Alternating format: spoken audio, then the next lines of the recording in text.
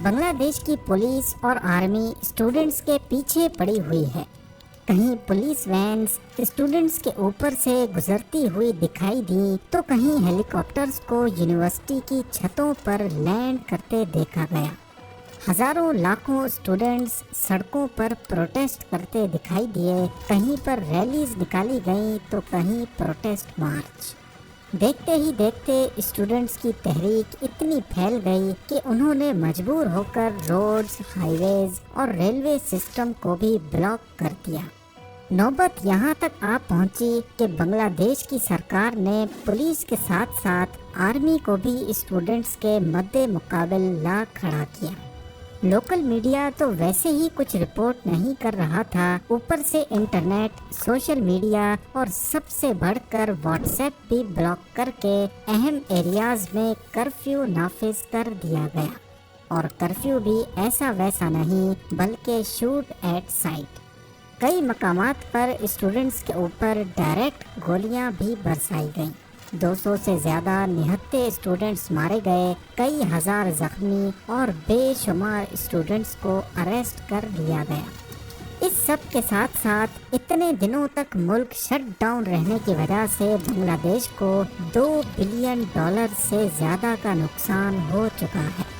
اتنا سب کچھ ہونے کے بعد سب کے ذہن میں ایک ہی سوال منڈلا رہا ہے کہ بنگلہ دیش میں آخر یہ سب کیوں ہو رہا ہے۔ ناظرین، اس سب کی شروعات 5 جون 2024 کو ہائی کورٹ کے ایک فیصلے کے بعد سے ہوئی، جب انہوں نے بنگلہ دیش سول سروسز میں کوٹا سسٹم کو واپس سے بحال کر دیا۔ شروعات میں کچھ پیسفل پروٹیسٹ دیکھے گئے، لیکن اس کے بعد عید کی چھٹیاں آنی تھیں، اسی وجہ سے ملک بھر میں پروٹیسٹ پوسٹ پون کر دیے گئے۔ عید کے بعد اسٹوڈنٹس نے دوبارہ سے پروٹیسٹ شروع کیے، اور اس بار یہ کچھ زیادہ سیریس تھے۔ انہوں نے روڈز بلاک کیے اور کوٹا سسٹم کو ختم کرنے کی ڈیمانڈ ظاہر کی۔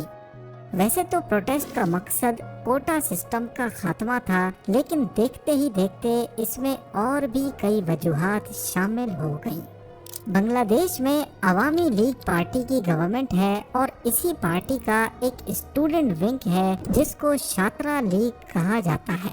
چھاترا لیگ کے ممبرز نے پروٹیسٹ کرنے والے اسٹوڈنٹس پر کئی مقامات پر حملے کیے، اور وہ بھی پولیس کی سپورٹ سے۔ اس معاملے پر اسٹوڈنٹس جو پہلے صرف کوٹا سسٹم کے خلاف پروٹیسٹ کر رہے تھے، ان میں غصے کی ایک لہر دوڑ گئی۔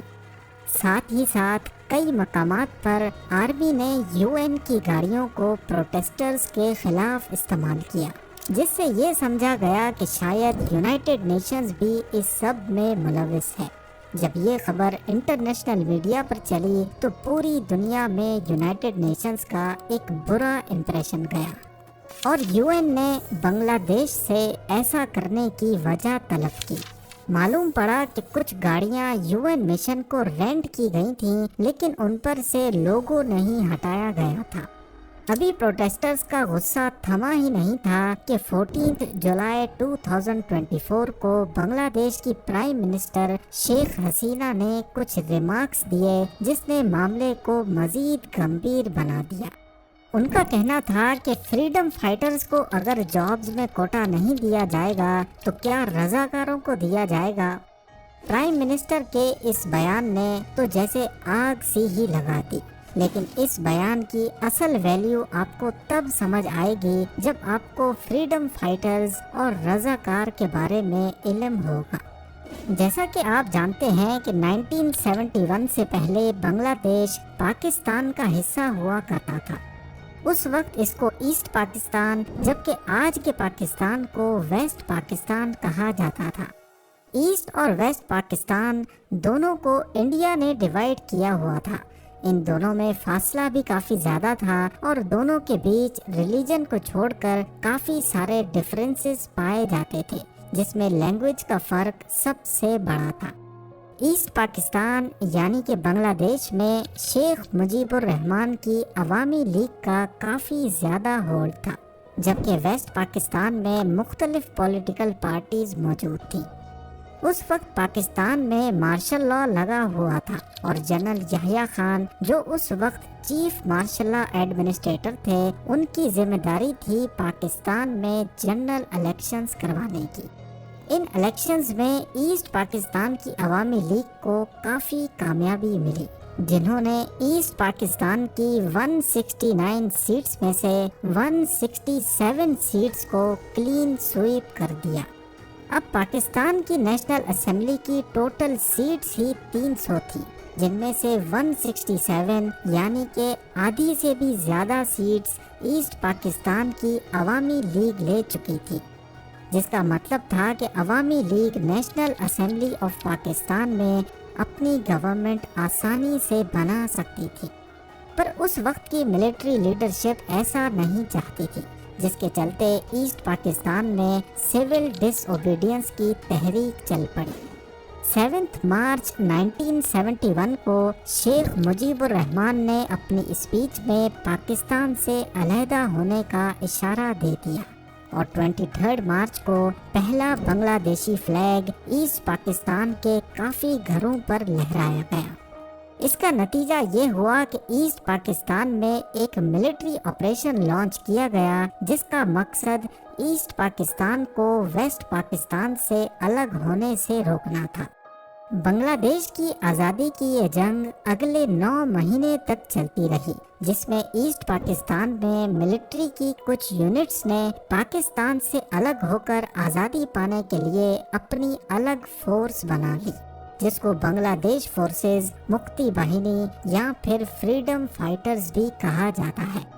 دوسری طرف بنگلہ دیش میں ہی موجود وہ گروپ جو ویسٹ پاکستان کو سپورٹ کرتا تھا، ان کو رضاکار کہا جاتا ہے۔ اس جنگ کے آخری 2 ہفتوں میں بنگلہ دیش کو انڈیا کی سپورٹ بھی حاصل ہو گئی اور یوں ایسٹ پاکستان ویسٹ سے الگ ہو کر بنگلہ دیش بن گیا۔ اب کیونکہ فریڈم فائٹرز کی مدد سے ہی بنگلہ دیش آزاد ہوا تھا، تبھی شیخ مجیب الرحمان جو کہ بنگلہ دیش کے پریزیڈنٹ بن چکے تھے، انہوں نے بنگلہ دیش سول سروسز میں فریڈم فائٹرز کا الگ سے 30% کوٹا رکھ دیا۔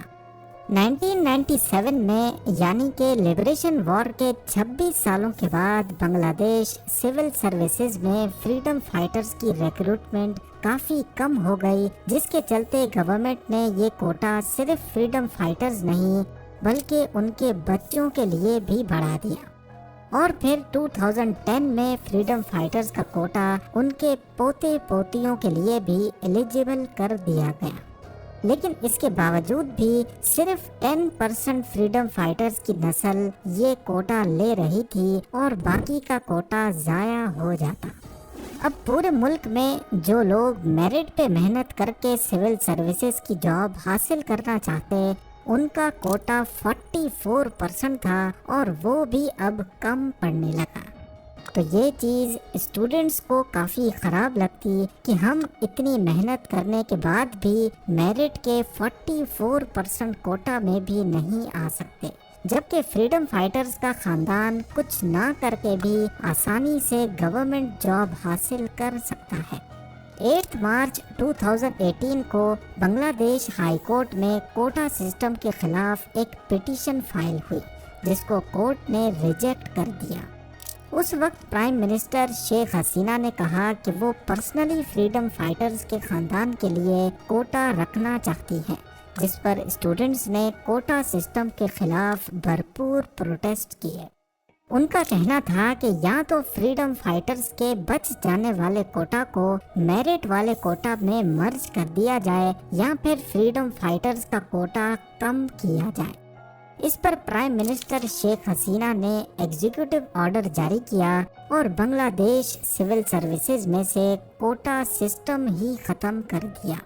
اگلے کچھ سالوں تک خاموشی رہی، لیکن پھر اچانک بنگلہ دیش ہائی کورٹ نے 5 جون 2024 کو شیخ حسینہ کا وہ ایگزیکٹو آرڈر کینسل کر کے کوٹا سسٹم واپس سے بحال کر دیا، اور یہیں سے دوبارہ پروٹیسٹ شروع ہو گئے۔ جب حالات حد سے زیادہ بڑھ گئے تو 21 جولائی 2024 کو سپریم کورٹ آف بنگلہ دیش نے کوٹا سسٹم میں بھاری رد و بدل کا آرڈر پاس کیا۔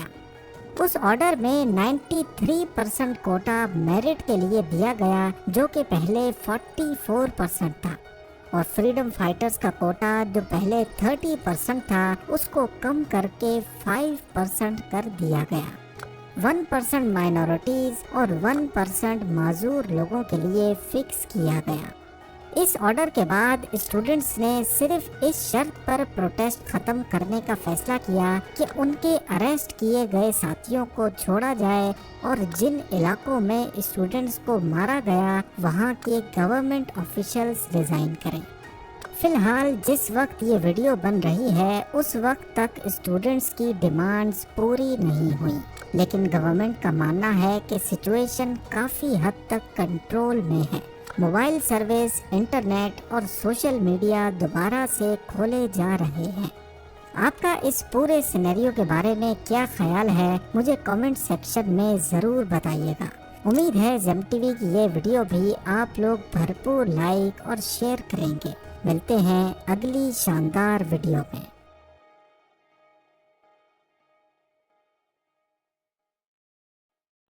جی دوستوں، تو کیسی لگی ہماری ویڈیو؟ پلیز لائک اور سبسکرائب کریں، شکریہ۔